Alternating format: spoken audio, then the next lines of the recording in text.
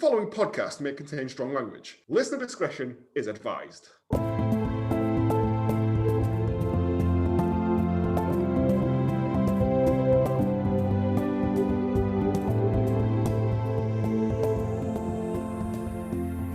Good morning, good afternoon, and good evening, and welcome to Hallmark of Greatness. I'm Joe, and with me as always, the tiniest chocolatier in the land. It's Barney. Bloody tiny chocolatiers. It's the tiny chocolatier. And that's it. Just us two again this week, but there may be a return at some point. I had a chat with her the other day. Yeah. Good, because my facts are shit. All right, shouting. Sorry.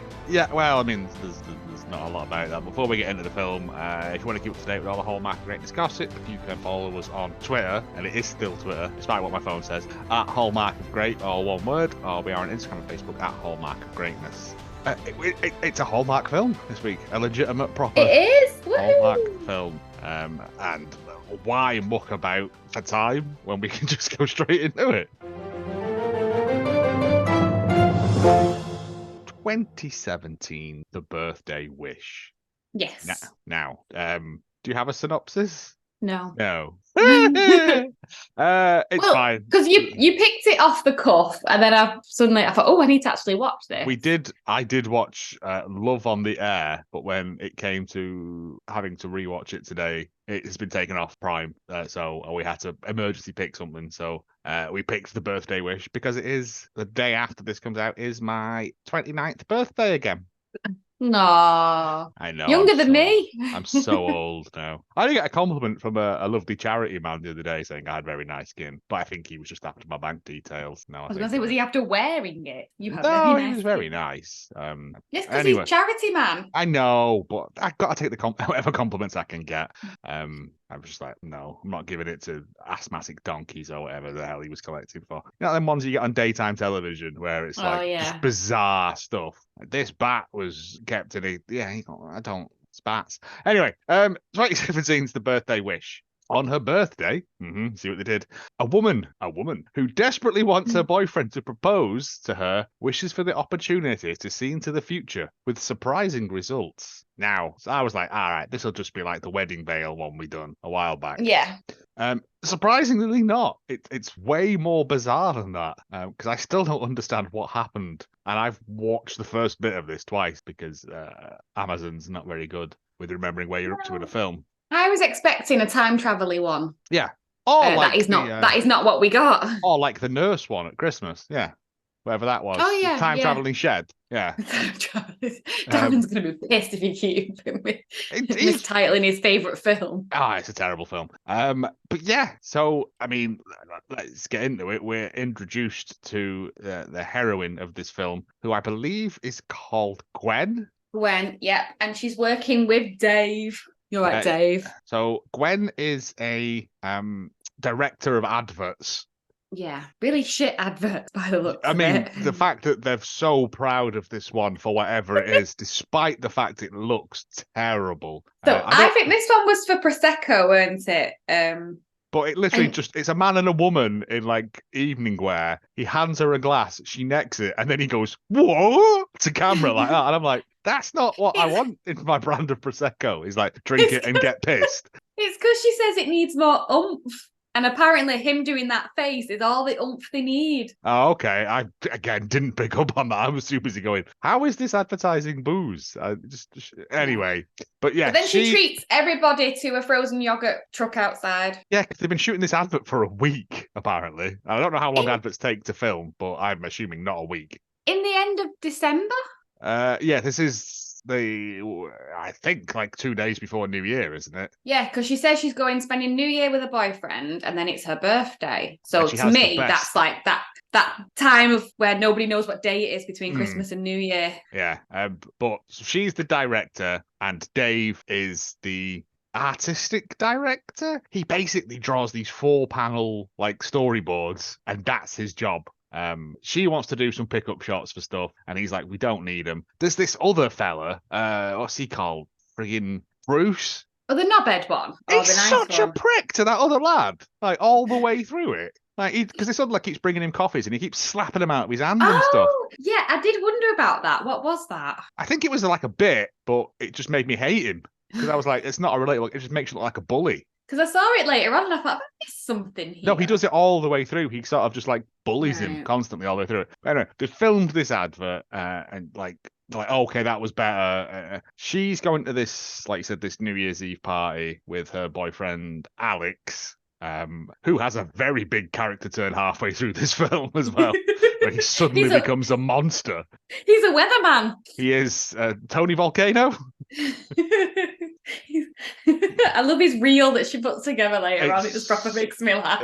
Again, also the file size that she sends him, it would be a very short reel if that was the case.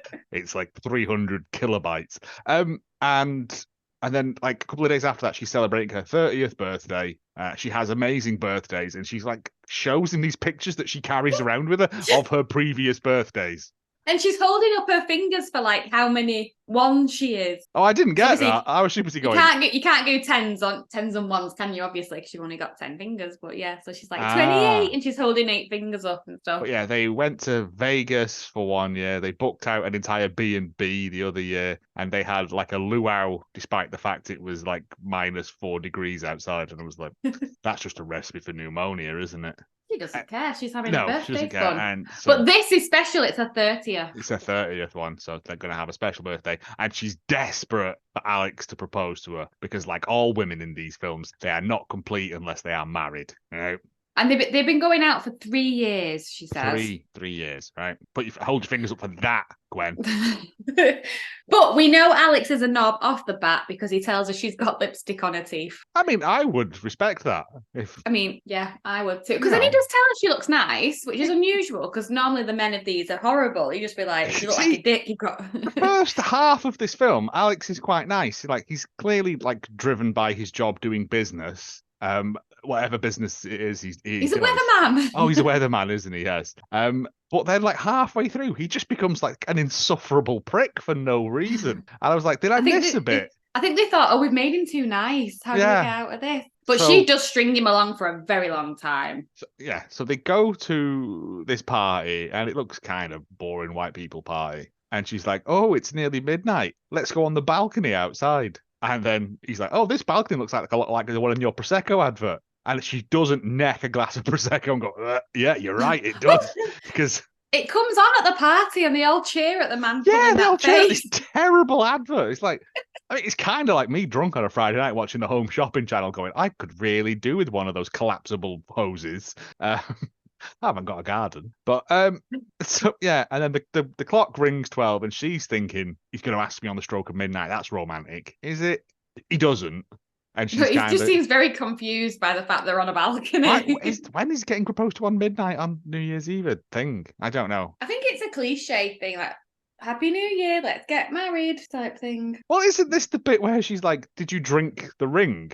He gives her a glass and she's like, did you drink it? And he's like, the drink. She's obsessed though, because when they go to that restaurant later, she's pouring through all the food like a cat. I will say there was bits in this that genuinely made me laugh. There was like good lines in it. It was just rare for a Hallmark film. But he's like, no, we're just having a party. Right, I'll see you later at your birthday anyway. Haven't you got another advert to do for whatever it is? I took note of quite a few of the adverts that she does. Oh no, she goes home and starts watching the Home Channel. Okay. Because it made me laugh. It's one of them. It was that you just mentioned the adverts for a collapsible hose. Well, it's like adverts for that pen that you can put through a tin of beans.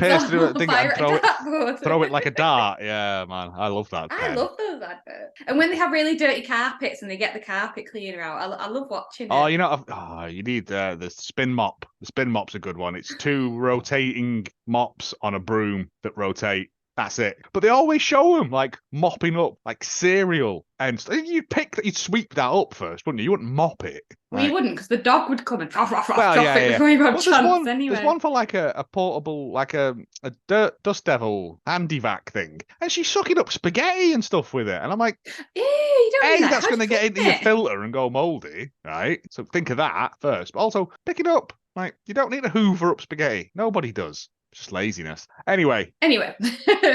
It's now her birthday and she has a cake at work. Now, this isn't the birthday wish, though. She just blows out. Well, no, because they're doing another advert for a bakery, and the actress is being difficult. She won't eat the cookie, She's on a low carb diet. She's on a low carb diet. So basically, Gwen goes over and lies to her and says, "Oh, it's a protein cookie." And they're like, "Wow, you're a genius." I'm like, "You're a liar. You're a liar. You're a liar." Well, she says, "Oh, well, she's not got any allergies, so it's all right." I was like, "Not really. It's not ethical." No, it's not. If someone's Bruce, like she gives like all these biscuits to people. Bruce goes, "Are any of these vegan or gluten free?" And she goes, "No." And he goes, "Great." And I thought, "Oh, you're one of them people, aren't you?" That's like, "Oh, you've made being an asshole your entire personality." Yeah. But in the meantime, Gwen gets some flowers delivered and Dave criticizes them because they're carnations. Yeah.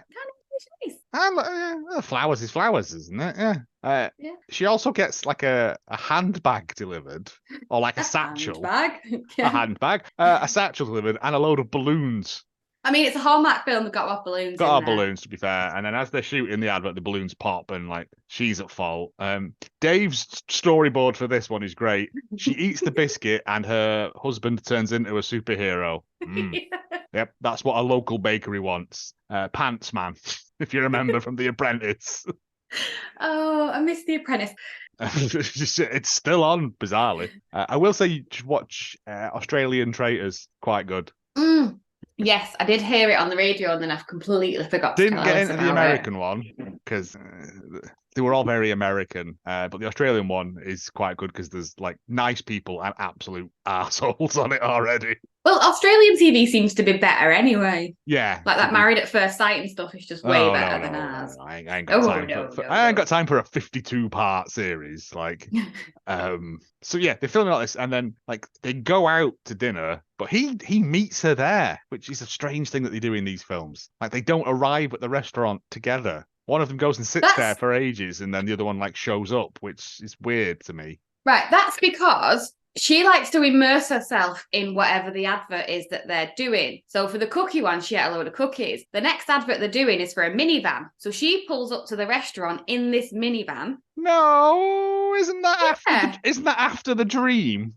I think that's after the dream, isn't it? Oh, so is it not her birthday? And like, have I jumped ahead? I don't know because I'm getting confused now. Because he shows up, Dave shows up at her house with.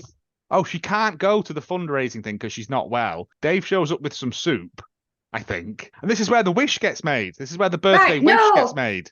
No, he shows up with the soup because she set the macadamia nut. Is it?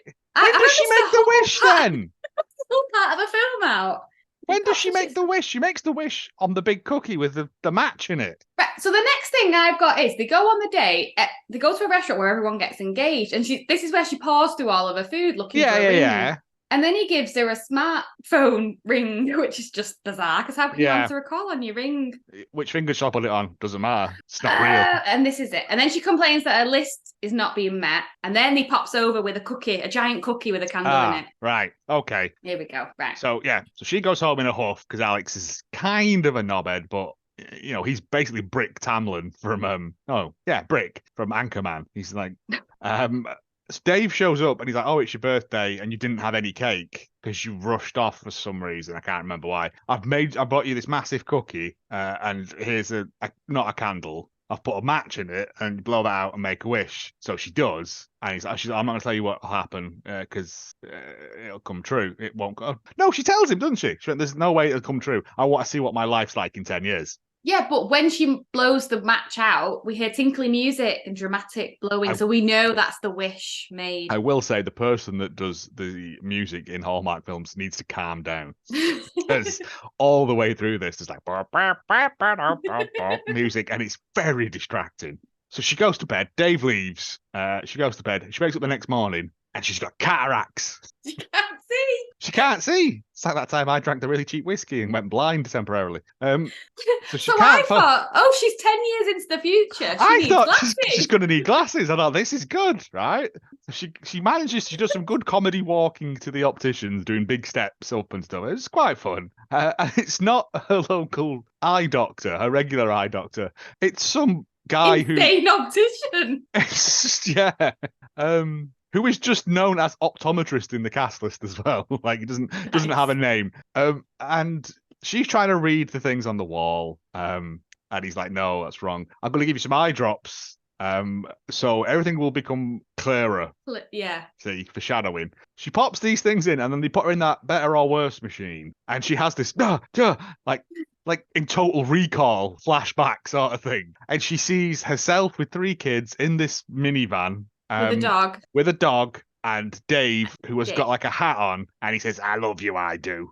And she's like, no, right? But then, like, one of the kids says, "Oh, Dad, do you remember when Dad tried to poison you with those macadamia nuts?" Which is a very niche line, I will say. And she's like, "Okay, that's weird." Doesn't think maybe I need to go to the doctors because I'm having some sort of trauma. She goes to work. As you would the do. optician just winks at her and just goes, "Well, have a good day." Yeah, he's just like, "Yeah, put them eye drops in. You're fine. Go and drive." I believe the advert they're shooting is for barbecue. A barbecue restaurant nearby, and it is the most like cheesy advert ever in the world. She's eating a pork chop for breakfast. Standard. I mean, I don't care for pork, but not even with a fork. And yeah, but she's like, "I'm gonna go and work. I'm gonna go and change the blocking of this scene." There's no blocking in the scene. They're all facing the camera. There's nothing to block. But whatever. And she keeps having these like these thingies of it, and she's like, "Oh, I'm hungry." She tells her assistant, I've just put, "Is that Danica McKellar?" It's not. No, it's not. Who is like, "Oh, well, maybe it is the future, and maybe you're not with the right person." Because she's very quick to, I bet she does tarot cards and shit like that. Got a lot of crystals in her house. And she's right. Dave gives her some macadamia nuts because she's not allergic to macadamia nuts. But as it turns out, she is allergic to macadamia nuts, but not enough to kill her, just enough to make her really itchy. Yeah. Which, yeah, I don't know. I mean, I feel this pain. These can just develop randomly. Yes, I'm allergic to hazelnuts and almonds now, randomly. Yeah. Not deathly, it just makes my throat really itchy and uncomfortable. Yeah, it's like pineapple with me. Yeah, so I just don't eat it. It's annoying because I love Nutella. But, so she goes to this doctor's. The doctor is like, "Oh yeah, you can develop these at any time. Go home and rest." Doesn't tell her to stop scratching herself, though, which she shouldn't. The doctor knows. She says stop scratching. Mia's like, "I'm going to go and fill a bath with oatmeal for you to sit in," which is weird, but okay. No, that's what you do. Chicken pox and stuff because it's soothing and it can like bring scabs off and things like that. Scabby porridge. It's good for eczema as well. Well, we're learning a lot. Oats in your bath. Oats in your bath. Oats so yeah, but because somebody said to do it with Etta when her knees all with their tights got stuck to that gamminess. But then I thought, how do I scoop it back out the bath?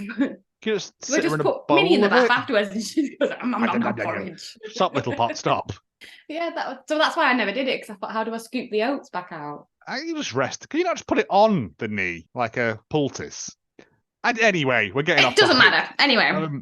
So she goes home and she's feeling sorry for herself, watching TV and scratching herself with a ivory back scratcher thing. There's a knock on the door. It's Alex. He's like, "Oh, you're not coming to the fundraiser." She's like, "I'm made of itch." And he goes, "All right then, bye." He just like, "I'll stay if you want." And she's like, "Nah, not really." Nah. Dave but then a knock on the door soup. happens because she goes, "Oh, you came back. Oh, it's you, Dave." And he's brought her soup because soup chicken makes noodle soup. Not the best soup, is it? What's the best soup? Weirdly, mushroom soup. Ew. Yeah, it's awful, but also strangely comforting. I don't know. I don't like soup. I'm suspicious of soup if I don't have to chew it. It's weird. That's not soup if you have to chew it. It's a stew. Well, or a don't give me soup. Yeah. if you go out one of them 3 courses and there's soup involved, I'm not going to be having it. Old people love soup. Soup and a sandwich. Half a sandwich and half a cup of soup. Combo. No, that's a combo. Yeah. So like she eats the soup and she's well made up. And she's like, "Oh, Dave's all right," but he's like, "Oh, by the way, because you love to immerse yourself in the role, they've given us one of these minivans." And she's like, no. Like, "It's only a minivan, love." Oh, yes, because when they're filming for the barbecue advert, there's 2 adults and 2 children. And Dave says to her, "I think we need to add a 3rd child." And that's her first, "No, my vision is coming true." So now she's got the 3 kids and the minivan. Now, this minivan is absolutely awesome. It's like Kit from Knight Rider, isn't it? She gets in, she's like, "Take me to this place." And it comes on. And then it's GPS. Take me to thing. And it goes like, "Okay, head west." And I was like, "No, put the little screen on with I don't know where west is. The sun's down. How am I supposed to know which way's west? Getting the magnet out of my action tracker shoes." But then it's and like, then she goes, "Put the seat heating on." She's obsessed with having a hot ass. She is. I didn't like it. I had one in the car in Iceland. And I was just like, oh, my bum's so sweaty. I don't like it. I was, yeah. But she, where did I can't remember where she drives to. Does she drive to the? I think she goes to see her mum, which is a really bizarre part of the story that we don't actually need. They crowbar her mum in. Her dad's dead, obviously, because. But her mum's made her some cream for her itch. Yeah, because she was a nurse. I was going to say she was a wizard, but that's not right.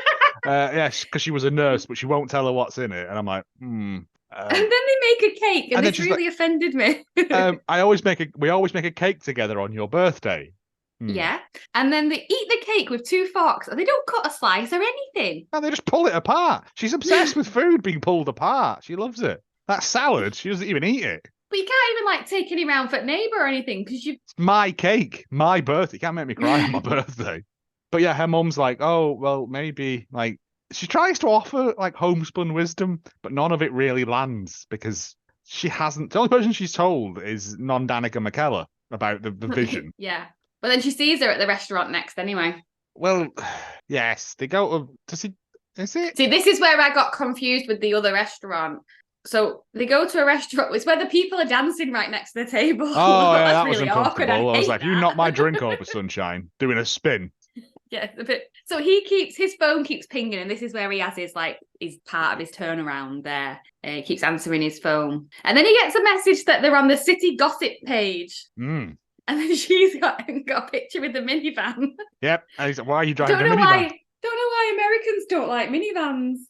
I believe it's because they're probably economical and you can get a lot of people in them as opposed to, something that gets 2 miles to the gallon and looks like an armored vehicle. I don't know. Just an idea. But Maya's in this restaurant as well. Yeah. I think she thinks he's going to propose again, but he doesn't. I think, does she have some stomping off cordial? She does, because Maya gets a proposal, because all the waiters come out to sing happy birthday. Is that Maya? I thought it was just some random Maya, girl. Yeah. Oh, I thought it was just some random girl. he sings happy birthday Maya, and I thought, how does he know her? And then I looked, I thought, oh, it's her. Right, okay. Again, all this makes sense now. Yeah. So she has a stomp and off. Then stomp off, yeah. Next morning, Maya phones her and is like, my car won't start and I need to take 3 random children, my nephews or cousins or something, I don't know, to school. Can you come and help? Because I know you've got that minivan. And she's like, right, okay. 3 children. She drives around there and there's a good bit with the kids going, can you say hi, guys? Hi, guys. And it's like, yeah, that's quite fun. Dave phones up and he's like, my car's exploded. Can you come and give me a lift? And she's like, I'm like the other side of town. And he's like, no, I'm right near you. She goes and picks him up. And he's like, nah, I want to razz the van around now. It's my turn.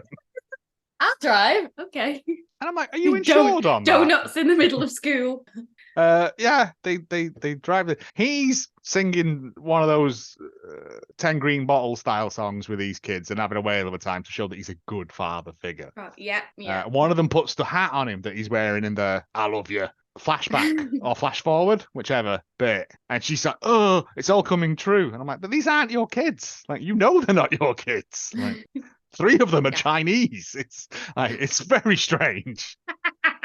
They drop them off, and then is this where they're shooting for the dog park? Yeah. So she has a fear of dogs. He has a fear of getting diarrhea in public places. Getting sick from street food because he had a dodgy taco once when he was 12 apparently, and he's never eaten food from a cart since then, which is understandable, but we've all I've had food poison in Madrid, and I just I've got so much diarrhea from takeaways. It's the run. I mean, it might be the kebab, it might be the 12 pints of Guinness I've had beforehand. You don't know, do you? You can never be sure. I had a bottle and a half of red wine over the weekend. That were horrible. Oh, yeah. Yeah. Thought I was dying. It does feel like you're purging all the evil out of your body, though. Yeah, that with Prosecco when you get the Prosecco poops. Yeah. But anyway. So they're doing this thing for the dog park. She's terrified of dogs. And he's like, right, well, it's time for you to face your fears now. And presents her with the most adorable puppy. in the world. It's a therapy puppy. The therapy dog, to teach them to not be aggressive. I was like, therapy dogs shouldn't be. But it's this adorable thing, and she's like, no, it's going to bite me, and it's like, no, it won't. Puppies have got puppy teeth, she's like needle teeth. Needle teeth, yeah, but it's not. And she loves it, and she's like, ooh, and then they ambush her with a load of other dogs. Throw them in there. Great. Next, she's cooking with Alex. And then this is where I'm like, why doesn't she just leave him? What is she doing? She's put 3 years into it, and apparently that's enough to warrant a lifetime of unhappiness. But then she sits down to do his reel, which was brilliant. Yeah, he's obsessed with getting like a highlights reel together, and I mean the clips. It's just him going, "Back to you, Bob. Back to you. Back. Yeah, I'm outside. Back to you." With different hats on in different green screens. Oh yeah, so he's outside in the rain. He's outside in the sun. He's near a forest fire. Stuff. Where you would. It's brilliant. It's clearly an afternoon in a dressing up box. And I don't know why he can't do it, because she's a director, she's not an editor. Yeah. It's Hallmark. We don't know. No. I know the jobs are interchangeable. And she's like, yeah, okay, I'll do that. But at this point as well, she's starting to get a bit concerned about her feelings towards Dave. Dave has made it known that he wants to be a director as well, so she sets him up with another job to get him off set. Yeah. Which means they get another guy in who is an arsehole, basically. He's an arsehole, isn't he? It's like, you need to turn the lights down. She's like, it's an infomercial. It needs to be bright because it's on at nighttime and we want people to stay awake. And I was like, is that why they're always really oversaturated studios? Ah, makes sense. And why adverts shout at you. Yeah. So if you fall asleep, I love you, toilet gun. Yeah. And so she's like, well, she basically has this guy blackballed from the industry as well. She's like, I will never work for any company that hires you again. And I was like, oh, it's a bit harsh, love. Yeah, but she's great at her job. I mean, making that man who drinks Prosecco do that funny face. Boing! Yeah. Whereas Dave's off smashing it on this other thing. And they have to go and film a skiing advert. I don't actually know what the advert's for. Is it not for the hotel in Vermont? I think it's for the retreat sort of bit of it. Yeah. Because the snooty one is like, oh, we need another director so we can do 2 locations in one day. Yeah, so we don't have to pay people overnight. So to be fair, it looks like the worst advert. It's like 4 people in ski suits jumping up on some stairs. Again, I know it's only background stuff, but it kind of matters. Yeah. Dave's there. Dave, he teaches her to make a s'more, and she wets herself, I think. She does. She never melted a marshmallow over a flame before. Have we had the weird bit at the steakhouse yet? What weird bit at the steak? Where they go and play the quiz, the trivia. Yeah. How many iPads has that pub got? Oh, is that when they come back from Vermont? No, I think this. So they all play trivia, which is a quiz, but then they've all got an individual iPad and just keep shouting trivia at each other. Yeah. So I think Maya goes and picks her up and was like, oh, we're going to go shopping because women be shopping. And she goes, let's go in here for food first. And all the other people that she works with are in there. And they've never told her about this place ever, or even let it slip. And she goes, oh, Alex wouldn't be seen dead in here. And I was like, it looks quite nice. They had an open fire and booze and everyone gets a free iPad. But yeah, I'd go there. They do this trivia, which is like them. It looked like one of them quiz machines you used to get. You could win money on.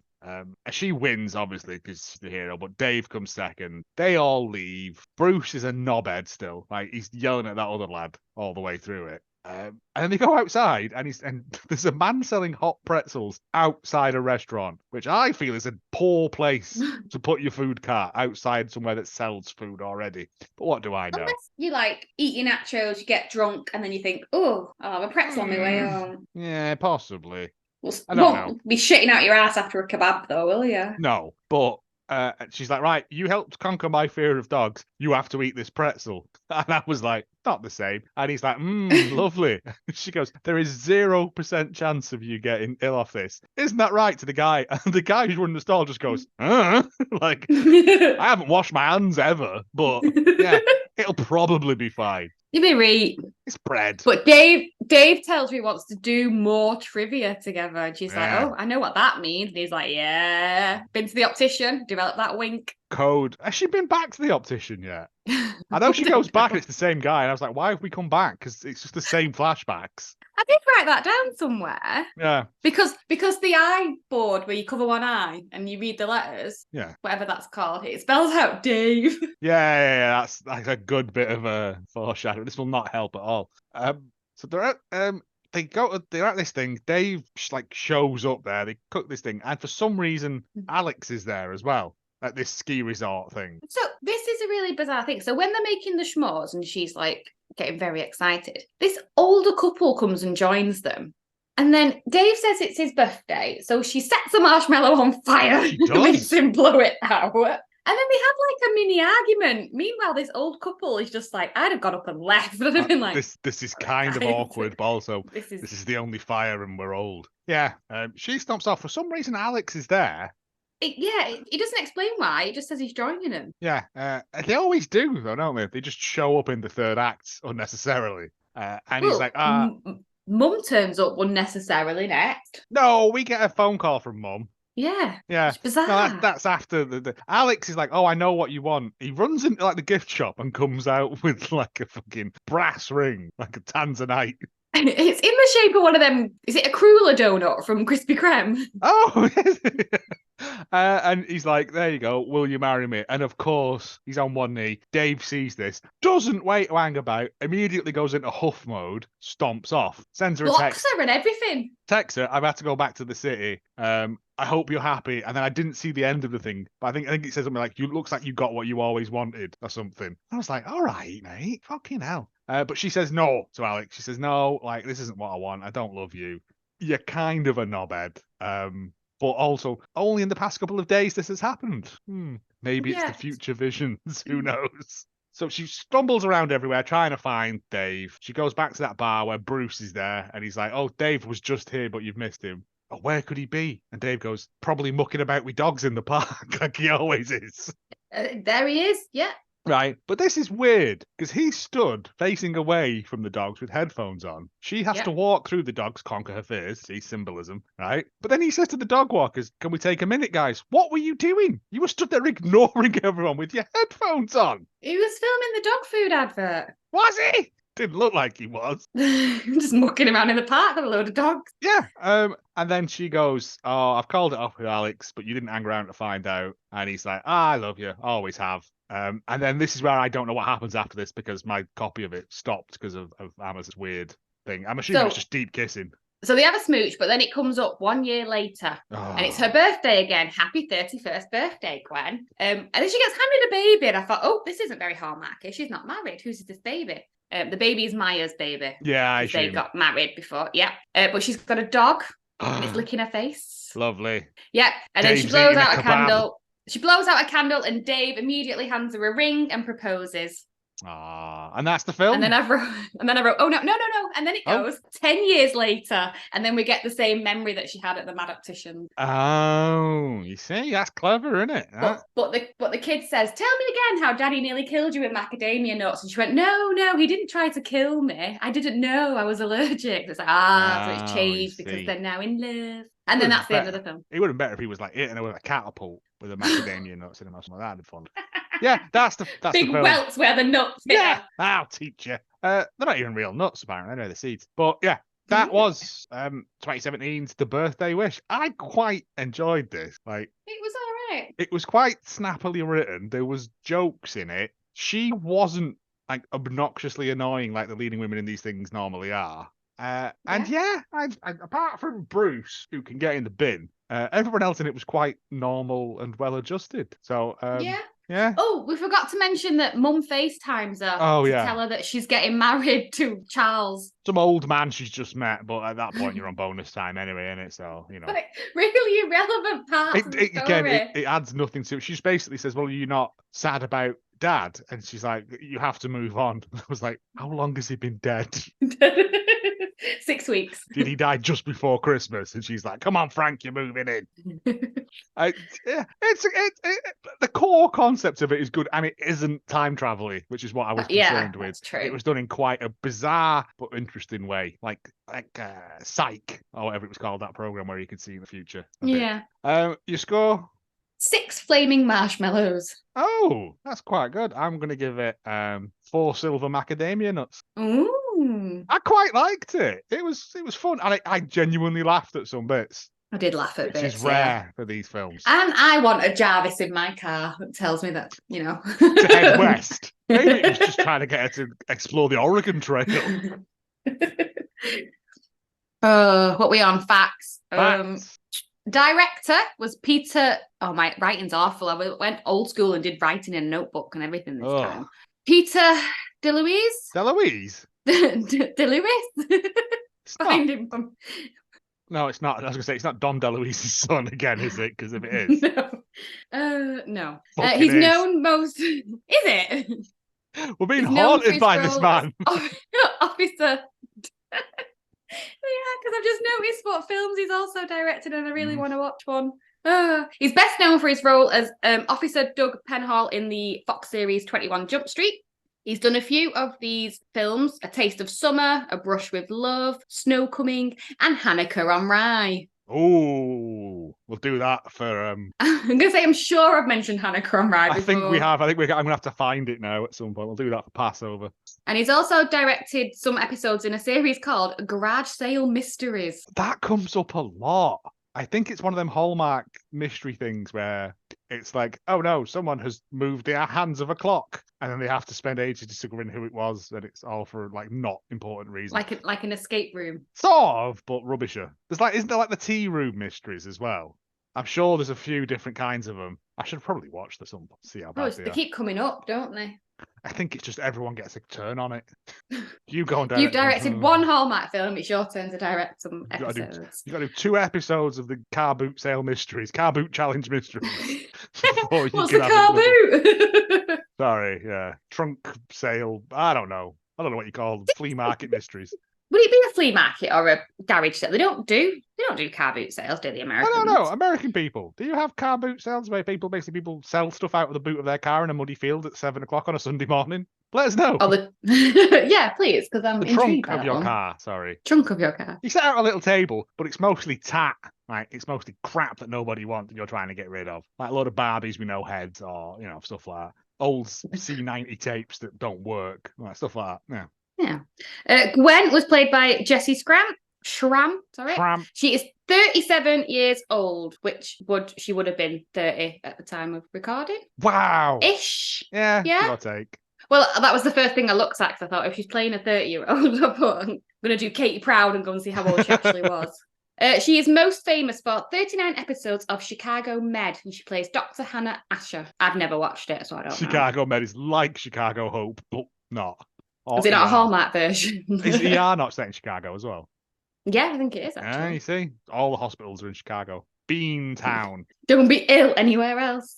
Not much of note. She does lots of these films. I don't think we've seen any of her in them. No, she doesn't look familiar. She's any other ones. Genuinely quite good because she underplays a lot of it rather than being like I might watch more of her films. But in her spare time, she works for a charity in Mexico with orphan children and a soup kitchen in LA. Oh, that's nice. They shouldn't let orphan children run a charity. That's a recipe for disaster. Give us all your money. They'd be telling you got nice skin as well. Spending it all on Tazos. Dave was played by Luke McFarlane. He looks familiar. We must have seen him in something else. He is 43 years old. His first movie for Hallmark was in 2014 called Memory Book. No, he's in...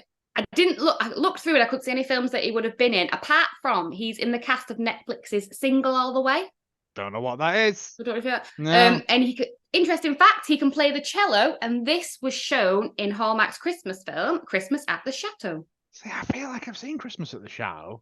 You might have done, but we've not done an maybe episode the first on year it. we did Christmas ones, yeah. Because we did burn through a lot of material in that first Christmas. Yeah, I don't remember anyone playing cello in it, though, because I would have said so much, surely. But yeah. Or you'll have to go back and see. You'll be like, oh, that's Luke McFarlane. Never listen back to him, ever. I don't even do it when I'm editing. That's all my facts. Is that it? Yeah. All right.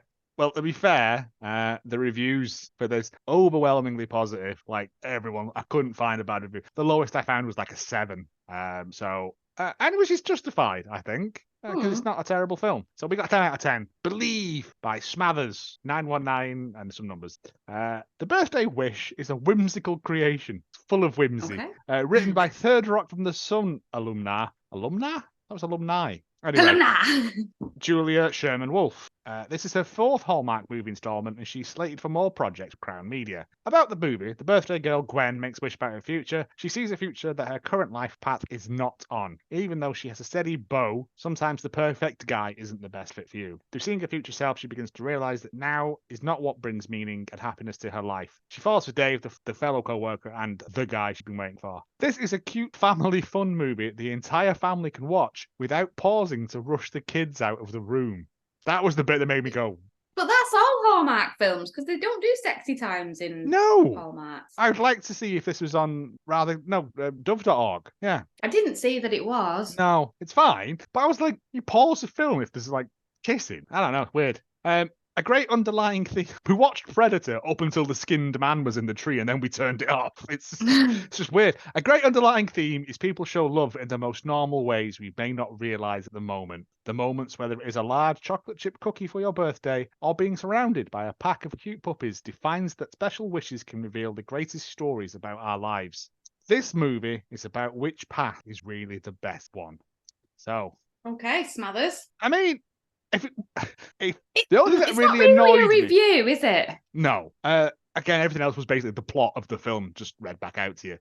So my only major gripe with it is Bruce, because I think he's supposed to be funny, but he just comes across as an arsehole. And Alex, who up until halfway through the film is a bit annoying, but not like... with Alex as well, he wanted to get a job.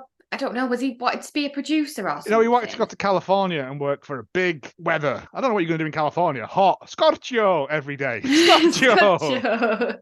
But he doesn't get that job. He gets a part in an action film where he plays a weatherman and has 2 lines. So now he wants to be an actor. Right. I missed that because I think I'd sort of... But I thought like what they could have done was like set him up with someone else. So like, because he's not horrible. I think they were just trying to shoehorn in a reason why he wouldn't be good for her. Yeah, which is fine, you know. And it's like, just throw a Rottweiler at her, or a Dalmatian. Any large dog will do. Yeah, throw a Bedlington Terrier at her. Yeah, they got big heads. That was, in conclusion, that was 2017's The Birthday Wish. I'd say your favourite line from the film, but I don't remember any of them. No, but it was a good film. Well, it was an okay film. Johnny Volcano. That was his name. That was his nickname. They kept calling him the Weatherman. No, it wasn't. It was Johnny Volcano. It was. Because when if we did a quiz on Weatherman names, you would have stuck Johnny Volcano in there. We'd have gone, no, not real, and it would have been bloody real, wouldn't it? It is real. Because alongside Misty Clouds or something. No, Tony Pizza. No, it's. Anyway, that's it. I'll see you in a bit. Say bye, boys and girls. Say bye, guys. It's never a bad joke.